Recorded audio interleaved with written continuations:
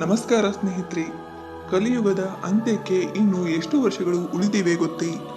ವೇದಗಳ ಪ್ರಕಾರ ಹಿಂದೂ ಧರ್ಮದಲ್ಲಿ 4 ಯುಗಗಳಿದ್ದು, ಈ ಯುಗಗಳಲ್ಲಿ ಕಲಿಯುಗವನ್ನು ಬ್ರಹ್ಮಾಂಡದ ಕೊನೆಯ ಯುಗವೆಂದು ಹೇಳಲಾಗುತ್ತದೆ. ಪ್ರಸ್ತುತ ನಾವು ವಾಸಿಸುತ್ತಿರುವ ಯುಗವನ್ನೇ ಕಲಿಯುಗ ಎಂದು ಹೇಳಲಾಗಿದೆ. ಕಲಿಯುಗ ಅಂತ್ಯಗೊಳ್ಳುವುದಕ್ಕೆ ಇನ್ನು ಎಷ್ಟು ವರ್ಷಗಳು ಬಾಕಿ ಇವೆ ಗೊತ್ತೇ? ಕಲಿಯುಗ ಅಂತ್ಯಗೊಳ್ಳುವಾಗ ಯಾವೆಲ್ಲ ಘಟನೆಗಳು ಸಂಭವಿಸುತ್ತವೆ ಎಂದು ತಿಳಿಯೋಣ.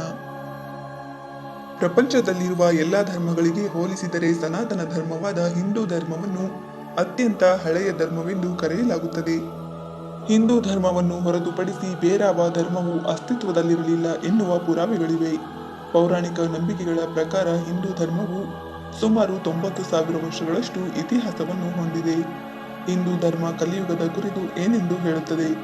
ಹಿಂದೂ ಧರ್ಮ ಮತ್ತು ಕಲಿಯುಗದ ಬಗ್ಗೆ ನಿಮಗೆ ತಿಳಿದುಕೊಳ್ಳಬೇಕಾದ ವಿಚಾರಗಳು ಸಾಕಷ್ಟಿವೆ. ಹಿಂದೂ ಧರ್ಮವು 90,000 ವರ್ಷಗಳಷ್ಟು ಹಳೆಯದು ಎಂದು ಹೇಳಲಾಗುತ್ತದೆ. ಕ್ರಿಸ್ತಪೂರ್ವ 9057ರಲ್ಲಿ ಸ್ವಯಂಭೂಮನು, ಕ್ರಿಸ್ತಪೂರ್ವ 6673ರಲ್ಲಿ ವೈವಸ್ವತಾಮನು ಹಿಂದೂ ಧರ್ಮದಲ್ಲಿ ಮೊದಲಿಗರಾಗಿದ್ದರು. ಪೌರಾಣಿಕ ನಂಬಿಕೆಯ ಪ್ರಕಾರ ಭಗವಾನ್ ಶ್ರೀರಾಮನ ಜನ್ಮವನ್ನು ಕ್ರಿಸ್ತಪೂರ್ವ 5114 ಎಂದು ಹೇಳಲಾಗುತ್ತದೆ ಮತ್ತು ಶ್ರೀಕೃಷ್ಣನ ಜನ್ಮವನ್ನು ಕ್ರಿಸ್ತಪೂರ್ವ 3112 ಎಂದು ಹೇಳಲಾಗುತ್ತದೆ. ಅದೇ ಸಮಯದಲ್ಲಿ ಪ್ರಸ್ತುತ ಸಂಶೋಧನೆಯ ಪ್ರಕಾರ ಹಿಂದೂ ಧರ್ಮವನ್ನು 12-15 ವರ್ಷಗಳಷ್ಟು ಹಳೆಯದೆಂದು ಪರಿಗಣಿಸಲಾಗಿದೆ ಮತ್ತು ಸುಮಾರು 24,000 ವರ್ಷಗಳಷ್ಟು ಹಳೆಯದು ಎಂಬುದು ತಿಳಿದು ಬಂದಿದೆ. ವೇದಗಳ ಪ್ರಕಾರ ಹಿಂದೂ ಧರ್ಮದಲ್ಲಿ ಸತ್ಯಯುಗ, ತ್ರೇತಾಯುಗ, ದ್ವಾಪರ ಯುಗ ಮತ್ತು ಕಲಿಯುಗ ಎಂಬ 4 ಯುಗಗಳ ಬಗ್ಗೆ ಉಲ್ಲೇಖವನ್ನು ಮಾಡಲಾಗಿದೆ.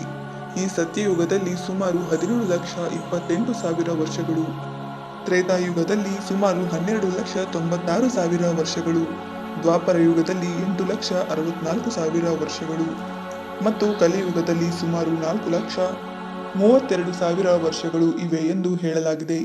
ಭಗವಾನ್ ರಾಮನು ತ್ರೇತಾಯುಗದೊಂದಿಗೆ ಸಂಬಂಧವನ್ನು ಹೊಂದಿದ್ದನು ಮತ್ತು ಶ್ರೀಕೃಷ್ಣನು ದ್ವಾಪರದೊಂದಿಗೆ ಸಂಬಂಧವನ್ನು ಹೊಂದಿದ್ದನು ಮತ್ತು ಪ್ರಸ್ತುತ ಕಲಿಯುಗ ನಡೆಯುತ್ತಿದೆ.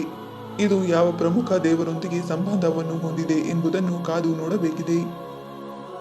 ಇನ್ನು ವಿದ್ವಾಂಸರ ಪ್ರಕಾರ ಕಲಿಯುಗವು 4,32,000 ಮಾನವ ವರ್ಷಗಳನ್ನು ಹೊಂದಿದ್ದು, ಇದರಲ್ಲಿ ಕೆಲವೇ ಸಾವಿರ ವರ್ಷಗಳನ್ನು ಮಾತ್ರ ನಾವು ಕಳೆದಿದ್ದೇವೆ. ಕಲಿಯುಗಕ್ಕೆ ಸಂಬಂಧಿಸಿದ ಆಧುನಿಕ ಲೆಕ್ಕಾಚಾರವನ್ನು ನೋಡಿದರೆ ಅದು ಕ್ರಿಸ್ತಪೂರ್ವ 3120ರಲ್ಲಿ 5 ಗ್ರಹಗಳಾದ ಮಂಗಳ, ಬುಧ, ಶುಕ್ರ, ಗುರು ಮತ್ತು ಶನಿ ಮೇಷರಾಶಿಯಲ್ಲಿ 0 ಡಿಗ್ರಿಯಲ್ಲಿದ್ದಾಗ ಕಲಿಯುಗವು ಪ್ರಾರಂಭವಾಯಿತು ಎಂದು ಹೇಳಲಾಗುತ್ತದೆ. ಇದರ ಪ್ರಕಾರ ಇಲ್ಲಿಯವರೆಗೆ ಕಲಿಯುಗ 3102 + 2023 =5125 ವರ್ಷಗಳನ್ನು ಮಾತ್ರ ಕಳೆದಿದೆ. ಈ ರೀತಿಯಾಗಿ ಕಲಿಯುಗದ 4,32,000 ವರ್ಷಗಳಿಂದ 5,125 ವರ್ಷಗಳನ್ನು ಕಳೆದರೆ ಇನ್ನು 4,26,875 ವರ್ಷಗಳು ಬಾಕಿ ಉಳಿಯುತ್ತವೆ. ಪ್ರಸ್ತುತ ಸಮಯವನ್ನು ಕಲಿಯುಗದ ಮೊದಲ ಹಂತ ಎಂದು ಕರೆಯಲಾಗುತ್ತದೆ. ಇನ್ನು ಕಲಿಯುಗದಲ್ಲಿ ಧರ್ಮದ ಅಳಿವು, ದುಶ್ಚಟಗಳು ಮತ್ತು ದುಷ್ಕೃತ್ಯಗಳ ಹೆಚ್ಚಾಗಿ ಇತ್ಯಾದಿ ವಿಷಯಗಳನ್ನು ಕಲಿಯುಗದಲ್ಲಿ ನಾವು ಹೆಚ್ಚಾಗಿ ನೋಡುವಂತಾಗುತ್ತದೆ. ಈ ಯುಗದಲ್ಲಿ ಭೂಮಿಯ ಮೇಲಿನ ಎಲ್ಲ ಜೀವಿಗಳಲ್ಲಿ ಮನುಷ್ಯನನ್ನು ಹೊರತುಪಡಿಸಿ ದೇವರುಗಳು, ರಾಕ್ಷಸರು, ಯಕ್ಷರು ಅಥವಾ ಗಂಧರ್ವರು ಇವರ್ಯಾರೂ ಕೂಡ ಶ್ರೇಷ್ಠರಾಗಿರುವುದಿಲ್ಲ. ಈ ಕಾಲದಲ್ಲಿ ಸತ್ಕರ್ಮ ಮಾಡುವವರನ್ನು ದೇವತೆಗಳೆಂದು, ದುಷ್ಕೃತ್ಯ ಮತ್ತು ಪಾಪಗಳನ್ನು ಮಾಡುವವರನ್ನು ರಾಕ್ಷಸರೆಂದು ಪರಿಗಣಿಸಲಾಗುತ್ತದೆ. ಮಹರ್ಷಿ ವೇದವ್ಯಾಸರು ಮಹಾಭಾರತದಲ್ಲಿ ಕಲಿಯುಗದ ಕುರಿತು ಹೀಗೆಂದು ಭವಿಷ್ಯ ನುಡಿದಿದ್ದಾರೆ: ಈ ಯುಗದಲ್ಲಿ ಮಾನವರಲ್ಲಿ ವರ್ಣ ಮತ್ತು ಆಶ್ರಮ ಸಂಬಂಧಿತ ಪ್ರವೃತ್ತಿ ಇರುವುದಿಲ್ಲ ಹಾಗೂ ವೇದಗಳ ಅನುಯಾಯಿಗಳು ಇರುವುದಿಲ್ಲ. ಜನರು ಕೂಡ ಮದುವೆಗೆ ಗೋತ್ರ, ಜಾತಿ ಮತ್ತು ಧರ್ಮವನ್ನು ಪರಿಗಣಿಸುವುದಿಲ್ಲ. ಶಿಷ್ಯ ಗುರುವಿನ ಅಡಿಯಲ್ಲಿ ಇರುವುದಿಲ್ಲ. ಕಲಿಯುಗದಲ್ಲಿ ಕಾಲಗಳು ಕಳೆದಂತೆ ಭಯಾನಕ ದಿನಗಳು ಬರುತ್ತವೆ. ಜಗತ್ತಿನಲ್ಲಿ ಸಂಭೋಗ, ದುರ್ನಡತೆ, ದೌರ್ಜನ್ಯಗಳು ಹೆಚ್ಚಾದಾಗಲೆಲ್ಲ ಅದನ್ನು ಕೊನೆಗಾಣಿಸಲು ಮತ್ತು ಜಗತ್ತನ್ನು ಉಳಿಸಲು ಭಗವಾನ್ ವಿಷ್ಣುವು ವಿವಿಧ ಅವತಾರಗಳ ಮೂಲಕ ಕಾಣಿಸಿಕೊಳ್ಳುತ್ತಾನೆ. ಭಗವಾನ್ ವಿಷ್ಣುವಿನ 10 ಅವತಾರಗಳ ಬಗ್ಗೆ ಸಾಕಷ್ಟು ಬಾರಿ ಹೇಳಲಾಗಿದೆ. ಅದರಲ್ಲಿ ಕಲ್ಕಿಯು 10ನೇ ಮತ್ತು ಕೊನೆಯ ಅವತಾರವೆಂದು ಉಲ್ಲೇಖಿಸಲಾಗಿದೆ.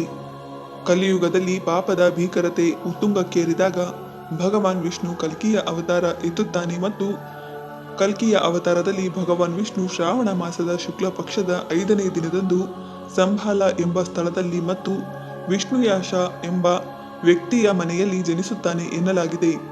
ಈ ಅವತಾರದಲ್ಲಿ ದೇವದತ್ತ ಕುದುರೆಯ ಮೇಲೆ ಸವಾರಿ ಮಾಡುವ ಮೂಲಕ ಪಾಪಿಗಳನ್ನು ನಾಶ ಮಾಡಿ ಮತ್ತೊಮ್ಮೆ ಜಗತ್ತಿನಲ್ಲಿ ಭಯ ಮತ್ತು ಹೇಯ ಕೃತ್ಯವು ಕೊನೆಗೊಳ್ಳುವಂತೆ ಮಾಡುತ್ತಾನೆ ಮತ್ತು ಅಂದಿನಿಂದ ಸುವರ್ಣ ಯುಗವು ಸ್ಥಾಪನೆಯಾಗುತ್ತದೆ.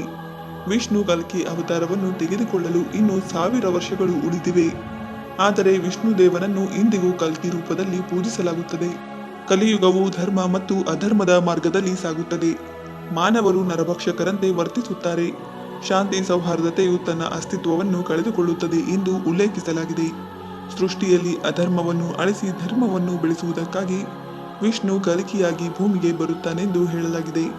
ವಿಷ್ಣುವಿನ ಕಲ್ಕಿ ಅವತಾರ ಹೇಗಿರುತ್ತೆ? ಕಲಿಯುಗದ ಅಂತ್ಯದ ಬಗ್ಗೆ ನಾವಿನ್ನೂ ಕಾದು ನೋಡಬೇಕಾಗಿದೆ.